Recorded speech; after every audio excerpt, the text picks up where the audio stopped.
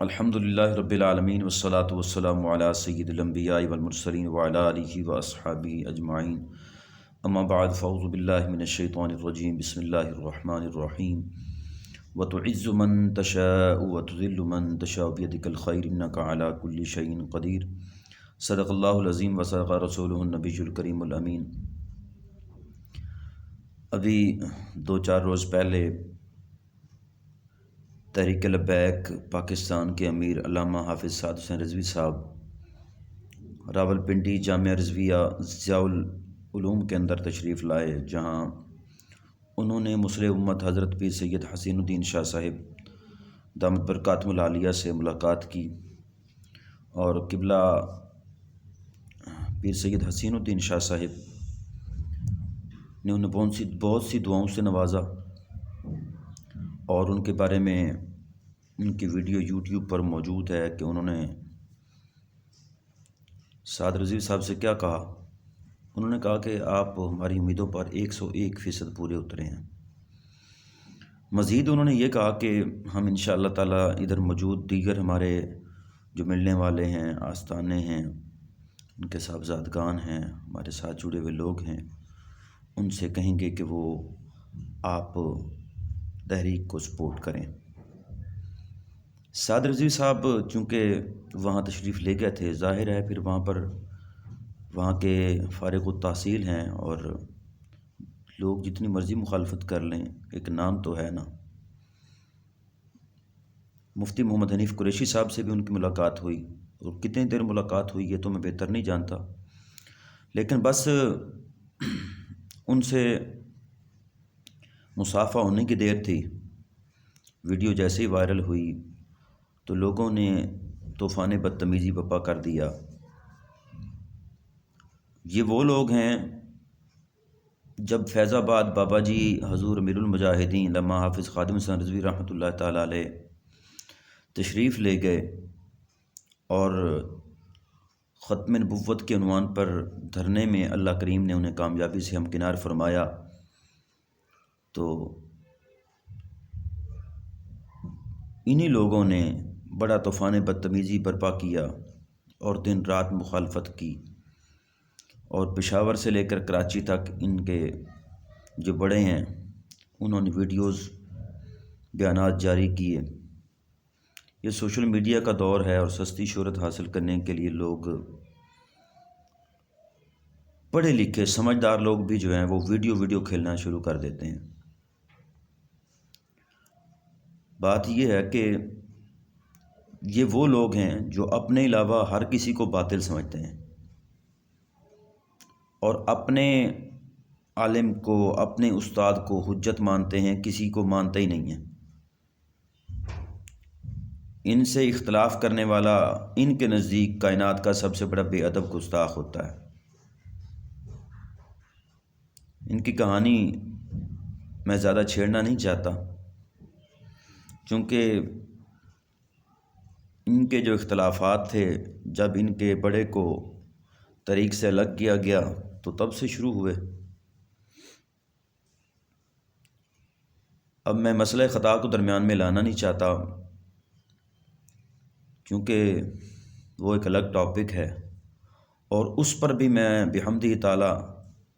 کبھی اللہ تعالیٰ کا یہ کرم ہے، اس کا یہ بڑا فضل ہے کہ میرے دل میں ایک دن بھی نہیں آیا کہ انہوں نے جو کہا ہے وہ ٹھیک کہا ہے،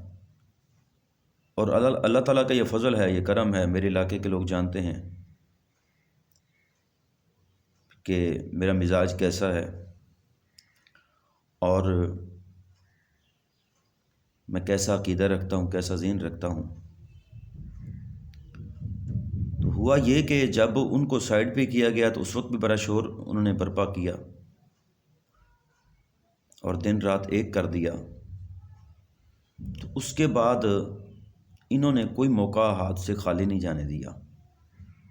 مجھے اچھی طرح یاد ہے، آج بھی شاید یوٹیوب پر وہ ویڈیو موجود ہو، جب بابا جی امیر المجاہدین علامہ حافظ خادم حسین رضوی صاحب رحمۃ اللہ تعالیٰ علیہ کو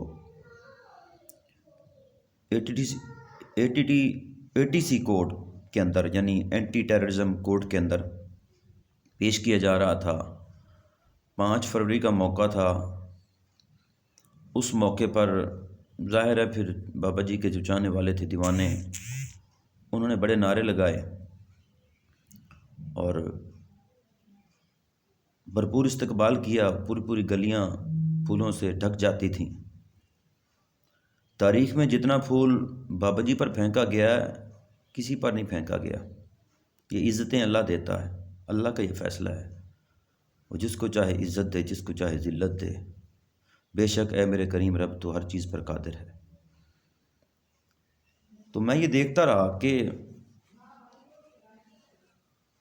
بابا جی کے استقبال کے دوران بھی جو نوجوان تھے وہ یہ نعرہ لگا رہے تھے، بولو بولو کیا چاہیے، گستاخ نبی کا سر چاہیے۔ تو یہ ان کا جو بڑا ہے اس کا بیان یہ تھا کہ جناب یہ گستاخ رسول کو بھول گئے، ان کو اپنے لیڈر کے استقبال کی پڑ گئی۔ اللہ اکبر، ومن شر حاسد اذا حسد، وہ نعرے لگ رہے ہیں اس کے اندر، اس ویڈیو کے اندر جہاں ATC کورٹ کے اندر بابا جی کو پیش کیا جا رہا تھا۔ بہرکیف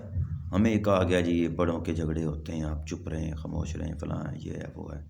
لیکن جس بندے نے یہ ٹھیکہ لے لیا ہو کہ میں نے اہل سنت کو توڑنا ہے، اہل سنت کے ٹکڑے کرنے ہیں، اس کا کیا علاج ہے؟ پھر ہوتا یہ ہے کہ جیسے ہی افغانستان میں افغان مجاہدین ٹیک اوور کرتے ہیں اور وہ دوبارہ اسلامی سلطنت کو استوار کرتے ہیں، بناتے ہیں اور ایک سٹیٹ بنتی ہے، ظاہر ہے پوری دنیا ان کی مخالف ہے، یونائٹڈ اسٹیٹس ان کے مخالف ہیں، اور تمام یورپی یونین اور دیگر جتنے بھی دنیا کے جو بڑے ہیں کہلانے والے وہ سب ان کے مخالف ہو گئے۔ لیکن ان کے باوجود، اس مخالفت کے باوجود اللہ کریم نے ان کو فتح سے ہمکنار فرمایا اور انہوں نے دوبارہ اس سلطنت کی بنیاد اسلامی طور پر رکھی، اور آج وہ ابھی 2 سال کے اندر ہی جو ہیں ایک مضبوط معاشی قوت بن چکے ہیں۔ ہم جیسے کم عمر، کم فہم، کم علم لوگ بھی سمجھ گئے کہ پاکستان کے اندر جو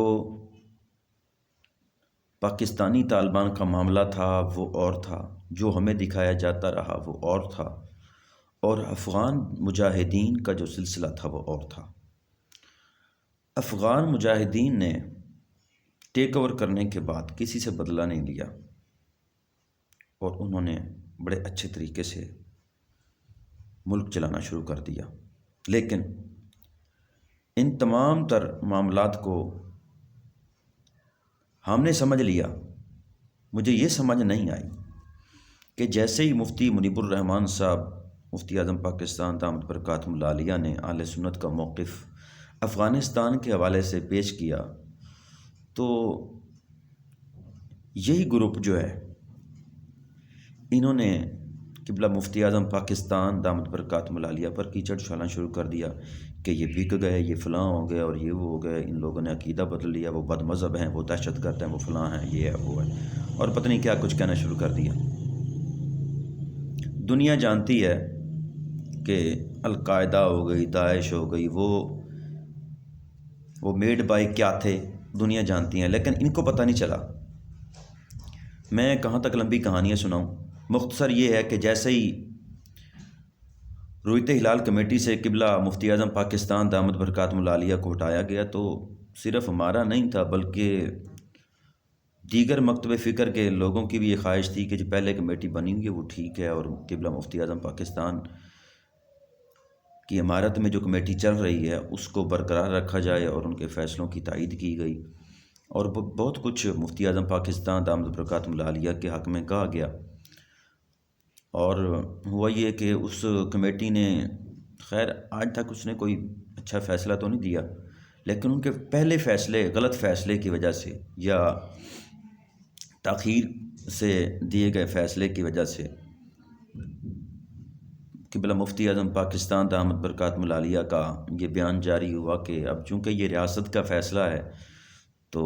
روزے 30 ہی بنتے تھے، انہوں نے رات کے 11 ساڑھے 11 بجے اعلان کر ہی دیا ہے۔ دکھ تو ان کو بھی بہت تھا کہ یہ کوئی دکھ نہیں بنتا، اس طرح جبری طور پر اعلان کرنا کہ جی ہم نے فیصلہ کر لیا ہے کہ صبح عید منائیں گے۔ تمہارے فیصلے کا کیا ہے؟ فیصلہ تو وہ ہوتا ہے جو اللہ رسول کی طرف سے ہوتا ہے، اور چاند دیکھنے پر فیصلہ ہوتا ہے، آپس کا فیصلہ نہیں ہوتا کہ فلاں کے ساتھ مل کر ہم نے منانے کا فیصلہ کر لیا۔ باہر کیا قبلہ مفتی اعظم پاکستان نے کہا کہ چونکہ ریاست کا فیصلہ ہے اس لیے ہم نے جو ہے عید منا لیتے ہیں، اور پرسوں اس کے بعد جو ہے ہم ایک روزے کی قضا کر لیں گے۔ تو چلیں، میں بھی یہ سمجھتا ہوں کہ اگر 30 روزے پورے کرنے ہی تھے چلو کر لیے جاتے، لیکن اب چونکہ ریاست کا فیصلہ تھا، یہ سارا گناہ ریاست کے جو بڑے ہیں ان کے سر پہ جائے گا، تو اس لیے مفتی اعظم پاکستان دامت برکات ملالی نے جو کہنا تھا وہ کہہ دیا، اور 30 روزے پورے اس طرح ایک قضا کے طور پر کرنا ہے وہ بعد میں بھی کیا جا سکتا ہے۔ بار کہ مفتی صاحب کے بیان کو لے کر ان کے بڑے نے جو طوفان بدتمیزی بپا کیا، اور انہوں نے کہا نہیں جی ہم تو جناب 30 کریں گے پورے، اور عید جو ہے ہم پرسوں منائیں گے۔ ایک یہ گروپ ہو گیا، اور ایک فضل چشتی گروپ ہو گیا لاہوری۔ جیسے فضل چشتی گروپ امام حسین رضی اللہ تعالیٰ عنہ کے بارے میں بدزبانی کر رہا ہے اور یزید کا حامی ہو گیا ہے، ویسے یہ ٹولہ جو ہے سیدہ کائنات مخدومہ کائنات حضرت سیدہ طیبہ طاہرہ فاضلہ عالمہ سخیہ منیر بی بی فاطمۃ الزہرا سلام اللہ علیہا کو خطاب پر کہہ کر ڈٹا ہوا ہے۔ میں اس موضوع پر نہیں بولنا چاہتا، لیکن یہ قدر مشترک ہے، میں اس لیے ملا گیا ہوں ساتھ۔ تو ہوتا یہ ہے، اس کے بعد یہ سلسلہ چل نکلتا ہے، بابا جی حضور مجاہدین دامت برکاتہم العالیہ کی مخالفتوں کا یہ سلسلہ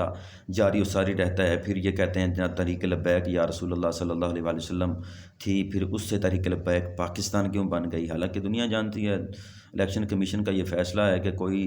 جو ہے جماعت اللہ کے نام پر اور رسول اللہ صلی اللہ علیہ وآلہ وسلم کا یہ پورا نام لے کر جو ہے اس کو ہم رجسٹر نہیں کر سکتے سیاسی طور پر، ہے کوئی قانونی مسئلہ ہوگا، اس لیے انہی کے بڑے نے آڑے ہاتھوں لیا اور دن رات ایک کر دیا۔ لیکن جب اپنی باری آئی تو اپنی باری تحریک لبیک یا رسول اللہ صلی اللہ علیہ وآلہ وسلم کی جگہ انہوں نے رجسٹر کروا لیا تحریک لبیک اسلام۔ میں مخالفت نہیں کرنا چاہتا اس میری ویڈیو پر، جو ویڈیو بنائے گا انشاءاللہ تعالی میری کوشش ہے کہ میں اس کو بھی کوئی جواب نہیں دوں گا، ہم سمجھتے ہیں معاملات کیا ہیں۔ بہرکیف انہوں نے بھی اپنی ایک جماعت بنا لی۔ پھر ہوتا یہ ہے کہ آسیہ ملونہ کو رہا کر دیا جاتا ہے، پوری تحریک کو اٹھا کر جیل میں ڈال دیا جاتا ہے، لیکن اس کے بعد ہم یہ انتظار کرتے رہے، ہم یہ دیکھتے رہے کہ شاید کوئی یہ حضرت صاحب باہر نکلیں، لوگ ان کے ساتھ ہو جائیں، چلیں قاضی ممتاز حسین قادری شہید رحمۃ اللہ علیہ کی رہائی کی باری جو تحریک چلائی تھی، چونکہ یہ بابا جی کے ساتھ تھے، ظاہر ہے عالم دین ہے، نکلیں گے، چلو ہمارا مقصد تو ناموس رسالت کا تحفظ ہے، ہمارا مقصد تو نظام مصطفیٰ صلی اللہ علیہ وآلہ وسلم کا نفاذ ہے، ہمارا مقصد کوئی شخصیت تو نہیں ہے۔ لیکن یہ حضرت صاحب باہر نہیں نکلے، اور جب انہیں باہر نکلنے کا کہا گیا تو انہوں نے فرمایا کیا ہم تمہارے کہنے پر نکلیں گے؟ نہیں نکلے۔ اس کے بعد